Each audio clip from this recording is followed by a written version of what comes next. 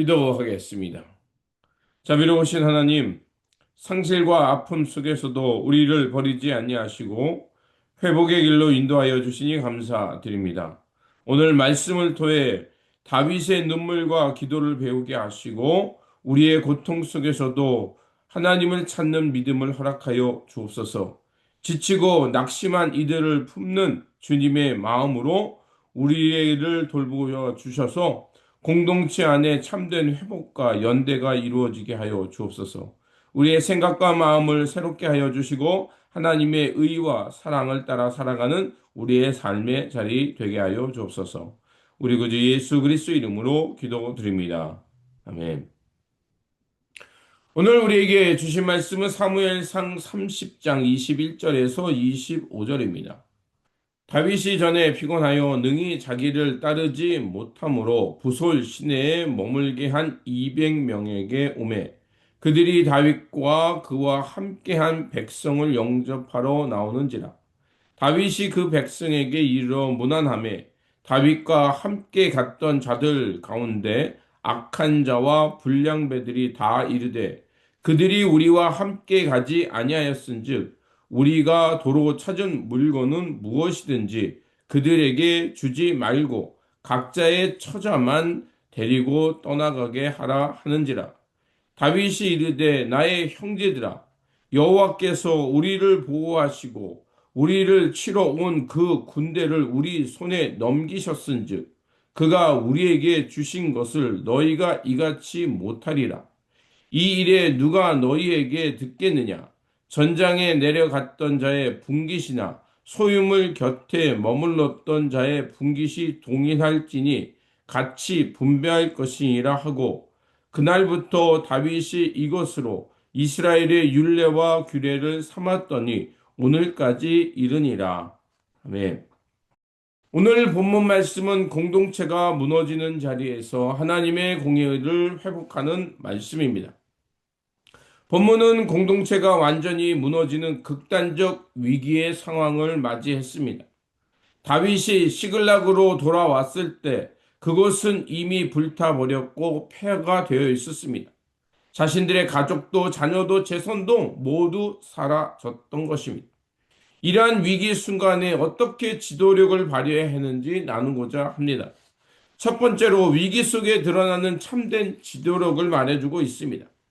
공동체가 완전히 무너지는 극단적 위기가 찾아왔습니다. 다윗이 시글락으로 돌아왔을 때 그곳은 이미 불타버렸습니다. 가족이나 재산도 사라진 절망적인 상황이었습니다. 이것을 오늘 본문은 울 기록도 없었다라고 기록하고 있습니다. 자신의 존재 자체가 뿌리채 흔들렸던 것을 경험한 것입니다. 심지어 백성들은 그 분노의 화살을 다윗에게로 돌리기 시작했습니다. 위기의 순간 지도자는 가장 고독한 비난의 대상이 되었습니다. 이때 다윗의 반응이 모든 것을 결정합니다. 다윗이 그의 하나님 여호와를 힘입어 용기를 얻었더라라고 성경은 말해주고 있습니다. 다윗은 사람들의 비난에 끌려가지 않았습니다. 상황에 압도되지도 않았습니다. 그는 자신의 이 상황을 하나님의 그 시선으로 돌렸습니다. 참된 리더는 상황이 아니라 방향으로 결정되는 것입니다. 우리가 어디를 바라보냐가 우리의 영적 실력으로 증명된다는 것입니다. 두 번째로 회복의 시작은 하나님의 음성에 귀 기울인 데 있다는 것입니다. 다윗은 서둘러 칼을 뽑지 않았습니다. 먼저 하나님께 나아가 물었습니다. 내가 추격하리이까? 이 질문은 단순한 전력회의가 아니라 자신의 인생의 주도권을 하나님께 드리는 그 신앙의 행위였습니다. 그때 하나님께서는 그에게 말씀하십니다. 따라 잡고 도로 찾으라는 것입니다. 여기에 중요한 신앙의 원리가 있습니다. 회복은 인간의 결단이 아니라 하나님의 말씀에서 시작된다는 것입니다. 말씀이 임할 때 흔들리지 않은 확신이 생기고 그 확신이 있을 때 비로소 우리는 절망의 자리를 박차고 움직일 수 있게 된다는 것입니다. 세 번째로 공동체의 본질인 성과가 아니라 바로 하나님의 은혜로 이루어져야 한다는 것입니다. 추격 도중에 200명이 지쳐서 부솔 시내를 건너지 못했습니다. 그들은 나고자가 아니라 이미 자신의 한계를 다 쏟아 부은 이들이었습니다. 다윗은 그들을 정죄하지 않고 그 자리에 머물게 합니다. 결국 승리하여 모든 것을 되찾았지만 진짜 위기는 그때 찾아옵니다. 함께 싸웠던 400명 중 이른바 악한 자와 불량배들이 주장합니다. 끝까지 싸운 우리만 전리품을 가져야 한다는 것입니다. 이것은 오늘날 우리가 사는 세상의 논리와 비슷합니다. 성과 중심, 능력 중심, 공로 중심의 사고입니다. 내가 이만큼 했으니 내 몫을 더 챙기는 것이 당연하다는 것입니다. 그러나 이것은 자기의의 함정입니다. 그때 다윗은 단호히 선언합니다. 함께 내려간 자나 머물러 있던 자나 동일하게 나눌 것이다 라고 말합니다. 단순한 분배의 기술이 아니라 공동체가 어떠해야 되는지를 알려주는 것입니다. 이 승리는 자신들의 칼에서 온 것이 아니라 하나님이 주신 것이라는 겁니다. 그렇습니다. 공동체는 성과 서열을 매기는 것이 아니라 바로 하나님의 은혜에 따라서 함께 이루어가는 것입니다. 오늘 우리가 이루어가는 공동체는 어떻습니까? 강한 자만 박수 받는 곳은 아닙니다. 교회는 부솔 시내를 건너지 못한 채 주저한 이들도 하나님의 동일한 은혜의 상으로 초대하는 것입니다.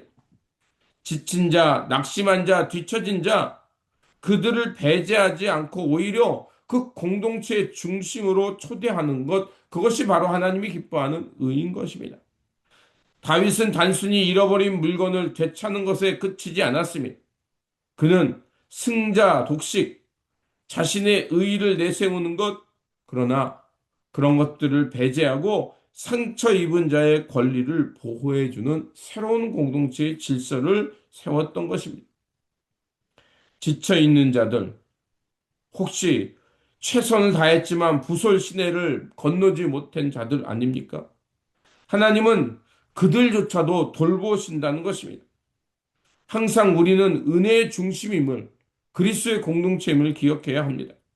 공동체는 바로 이런 능력을 내세우는 것이 아니라 함께 은혜로 품고 자라나는 것입니다.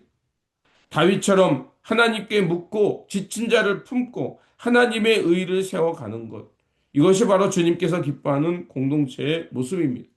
우리가 이러한 모습으로 나아갈 때 하나님께서 기뻐하는 공동체, 주님의 영광을 드러내는 공동체가 완성될 것이라 믿습니다.